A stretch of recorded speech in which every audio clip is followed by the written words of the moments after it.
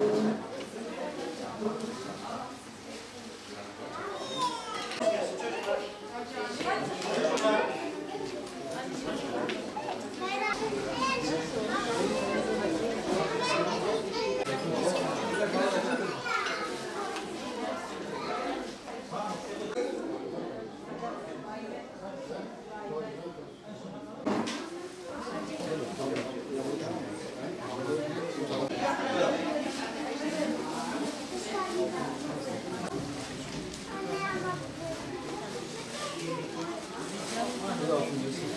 da senin de. Al canım benim. Hayırlı olsun, başkasına Allah zihin açıklığı versin Allah. Evet abla maalesef şu anda şu anda onun imkanımız olursa tekrar inşallah haber.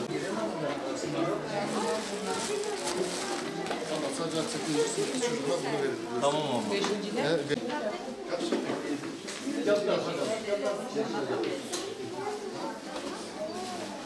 2023-2024 eğitim ve öğretim yılı tüm öğrencilerimize, ailelerimize hayırlı olmasını diliyorum.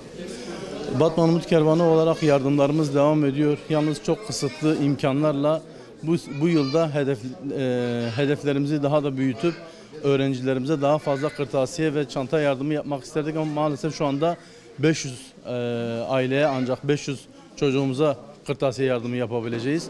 Hayırseverlerimizden bu anlamda yardım talep ediyoruz.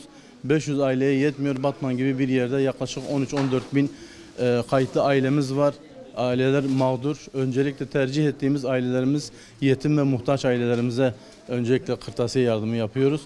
Bu anlamda lütfen duyarlı olalım. Bu konuda öğrencilerimizi yalnız bırakmayalım. Kırtasiye yardımında şu anda öncelikle verdiğimiz tüm defter çeşitlerimiz, işte müzik defteri, kareli defter, çizgili defter, kalem tıraş, silgi vesaire. Yani temel ihtiyaçlar, çanta. Genelde bunları şu anda temin edebiliyoruz ancak. Yardımlarımız her yıl düzenli olarak devam ediyor. Muhtaç aile sayısı çok fazla.